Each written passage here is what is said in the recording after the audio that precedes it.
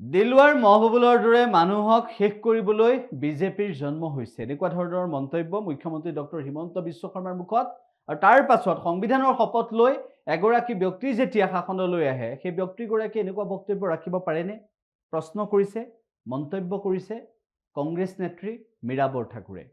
মাননীয় মুখ্যমন্ত্ৰীৰ যোৱাকালিৰ এটা কথা শুনিলো। মুখ্যমন্ত্ৰীয়ে কৈছে মহবুল দিলৱাৰৰ নিচিনা মানুহক খতম কৰিবৰ কাৰণে বিজেপিৰ জন্ম হৈছে।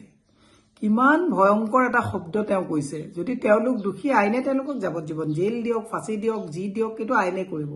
কিন্তু সংবিধানত শপত খাই মুখ্যমন্ত্ৰীৰ দায়িত্বত থকা এজন মুখ্যমন্ত্ৰীয়ে কেনেকে ক'ব পাৰে যে এনেকুৱা মানুহক খতম কৰিবৰ কাৰণে বিজেপিৰ জন্ম হৈছে। মাননীয় মুখ্যমন্ত্ৰী মহোদয়, ক্ষমতাৰ অপব্যৱহাৰ নকৰিব। ক্ষমতা বহুত মানুহ ক্ষমতাশালী মানুহ দেখিছো। বহুত ক্ষমতাশালী মানুহৰ শেষটো এৰাবাৰীত পৰিণত হোৱাও দেখিছো। গতিকে এনেকুৱা কথা নকব। তেওঁলোকক যদি কিবা আইনভাৱে আছে আইনে আদালতে কৰিব, কিন্তু আপুনিয়ে আইন আপুনিয়ে আদালত নহব। মুখ্যমন্ত্ৰী এজন ইমান জিতখোৰ হয়নে বাৰু?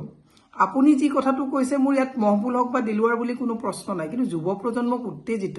যুৱ প্ৰজন্মই যেতিয়া এজন মুখ্যমন্ত্ৰীয়ে খতম কৰা শব্দটো ক'ব পাৰে, তেতিয়াহ'লে যুৱ প্ৰজন্মই কেনেকুৱা এটা উত্তেজিত এটা অভিভাৱকৰ পৰা এটা বাৰ্তা পাইছে, ই এটা ভয়ংকৰ দিশত গতি কৰিছে। মাননীয় মুখ্যমন্ত্ৰী মহোদয়, ভয় লাগে। আকৌ আমি কৈ আছো আমাক বা খতম কৰা কথাটো কাক লগাই দিয়ে, আমিতো অকলে ঘূৰি থকা মানুহ। কিন্তু নকৰিব এনেকুৱা জিত আপুনি পূৰণ কৰিবলৈ যিটো কৰিছে নকৰিব। মই সেই কথাটো আপোনাক ক'ব বিচাৰিছো। মই আজি 51-52 বছৰ বয়সত এনেকুৱা জিত পুৰাবৰ কাৰণে আপুনি গোটেই আপোনাৰ তপস্যাটো আছিলে যে আপোনাক জীৱনত যোনে যোনে অলপ অলপ আঘাত দিছে, আপোনাৰ দুৰ্নীতিৰ কথাবিলাক কৈছে বা আপোনাৰ কেলেংকাৰীৰ কথা কৈছে, আপুনি গোটেই জীৱনৰ এই গোটেই কথাখিনিৰ জিত পুৰাবৰ কাৰণে যে মুখ্যমন্ত্ৰীৰ পদত বহি দিছপুৰত বহিলে, দুৰ্ভাগ্যজনক কথা। অসমৰ ৰাইজৰ টকা পইচাৰে চলি আছে। আপোনাৰ হাতত আইন আছে, আপোনাৰ হাতত আদালত আছে, আপোনাৰ হাতত পুলিচ আছে, আপোনাৰ হাতত DC আছে, সকলোবিলাক আছে। তাৰ অৰ্থ এইটো নেকি যে আপুনি যধে মধে য'তে মন যাব ততে কাম কৰিব?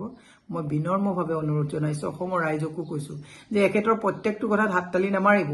এই যিটো হাততালি কৰিছে, বুলডোজাৰবিলাক পাহৰি নাযাব, ভুৱা এনকাউণ্টাৰবিলাক পাহৰি নাযাব।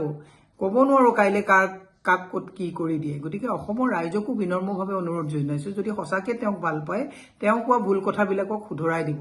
লগত থকা যিবিলাক তোষামোদকাৰী আছে, তেওঁক সঁচাকে একচুৱেলি বেয়া পায়, সেইকাৰণে এই কথাবিলাক কৈ নিদিয়ে যে দাদা ৰজা উলংঘা হলেও বাহ দিয়া লগত লগা যিবিলাক মানুহ ৰাখিছে, ৰজাটো উলংঘ হৈছে। অসমৰ ৰাইজৰো ভৱিষ্যত, যুৱ প্ৰজন্মৰ ভৱিষ্যতো কিন্তু বহুত বেয়া দিশলৈ গতি কৰিছে। মই মুখ্যমন্ত্ৰীক পুনৰ অসমৰ মুখ্যমন্ত্ৰীক পৰামৰ্শ দিছো, আপুনি জিদ কমাই দায়িত্ব পালন কৰক। কিয় এনেকুৱা ইমান জিদখোৰ হৈছে?